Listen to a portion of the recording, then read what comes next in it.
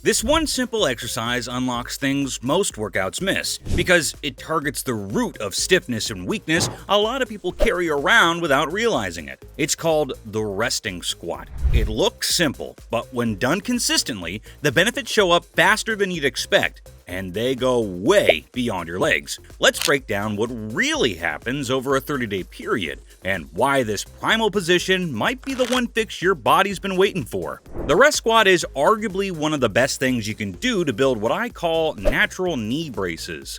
When you drop into that deep squat, you're activating and strengthening the entire muscular ecosystem that supports the knee joint. The quadricep on the front, the hamstrings on the back, the glutes, and even your calves all fire up to control the movement, wrapping around the knee like a living, dynamic shield. This isn't just theory, it's backed by research. Comprehensive reviews confirm that deep squats lead to superior strength gains in knee extensors, translating to a significant boost in the power of the very muscles responsible for stabilizing your kneecap and absorbing impact. That's the difference between feeling a twinge of fear before you squat down and having the confidence of a solid rock foundation. Of course, your knees can't do their job if your ankles are locked up. Stiff ankles are the Achilles heel of lower body movement, pun intended. If your ankles don't have the proper range of motion, your body will find a way to compensate, and it usually does so by putting more stress on your knees and hips. It's like trying to drive a high-performance car with the parking brake half engaged. Sure, you'll move, but everything is grinding and working against itself. The resting squat directly attacks this problem. By forcing your heels to stay down, it puts a sustained, gentle stretch on your Achilles tendons and the surrounding tissues, progressively increasing your flexibility. I recommend for the first couple weeks doing this exercise with your heels raised. Also, I want to mention that all these benefits won't mean much if you're doing the exercise wrong, so be sure to stick around because I'll show you the most common mistakes and how to avoid them. Studies show that consistent deep squatting significantly improves ankle dorsiflexion.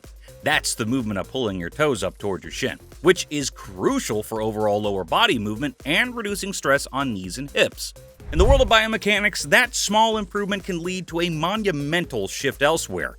And as we start to fix the foundation from the ground up, from your ankles to your knees, you're unknowingly preparing your body for the real game changer, decompressing a spine that's been taking a beating for years. We'll get to that. But for now, let's talk about the control center for all this newfound mobility, your core. A lot of guys hear core and immediately think of six-pack abs and endless crunches. But a truly strong core isn't about what you see in the mirror. It's about creating a rigid, stable cylinder around your midsection that protects your spine and transfers force effectively.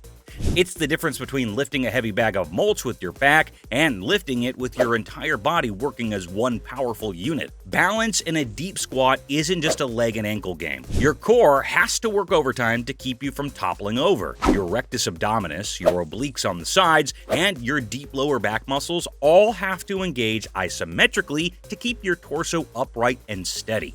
In fact, research indicates that deep squats effectively engage core muscles for stabilization. While some abdominal muscles may show similar activation to isolated exercises, studies have shown significantly greater activation of the erector spinae, your deep lower back muscles, during deep squats compared to exercises like the prone bridge. So while you're focused on your hips and ankles, you're getting a potent core stabilization workout without even thinking about it. That translates directly to a stronger midsection for lifting, twisting, or simply standing tall with good posture, instead of being a mascot for fatigue. Now, before we move on to the fourth benefit, I want to let you know that the resting squat is powerful, but it's just one piece of the puzzle. If you want a simple, step-by-step blueprint to reset your entire body and feel 10 years younger, I created an organized guide for you to follow, and it's linked in the description below.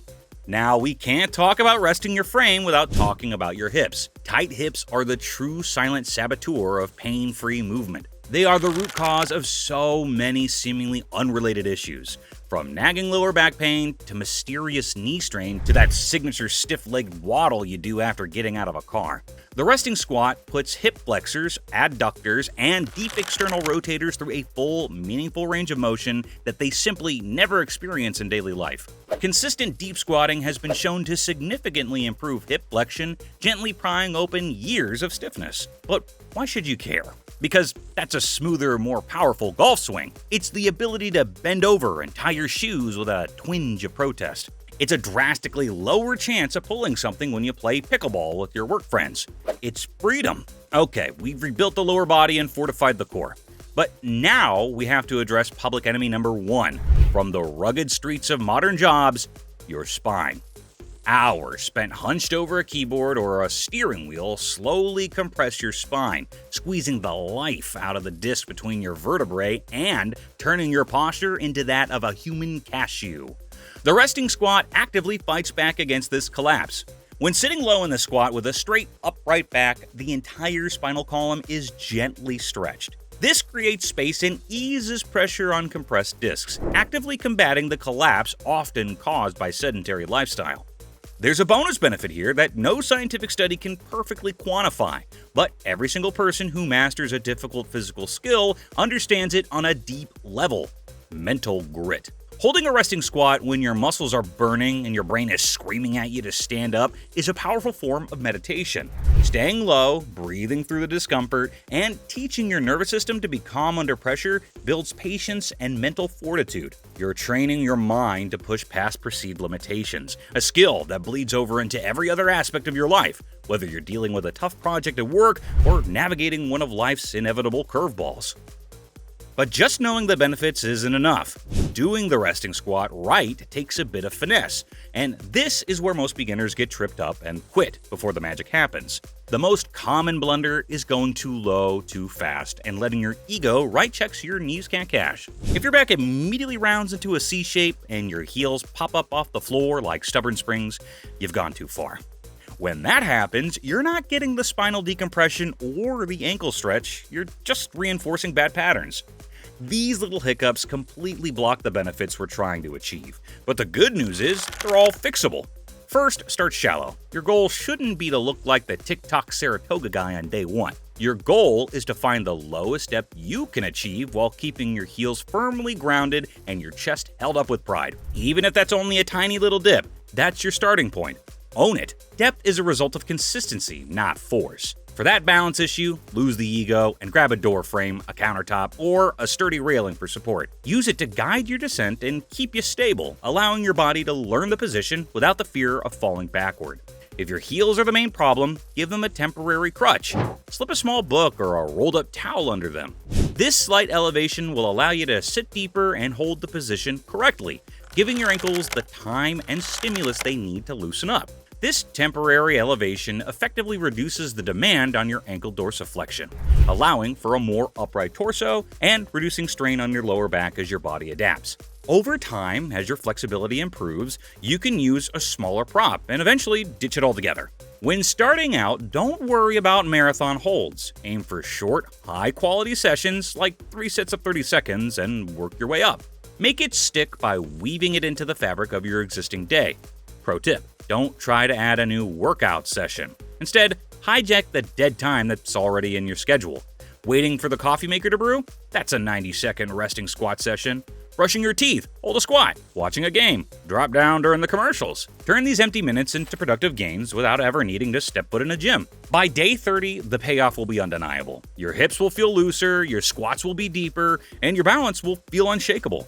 The chronic stiffness you used to feel in your back or your knees after sitting will start to fade away.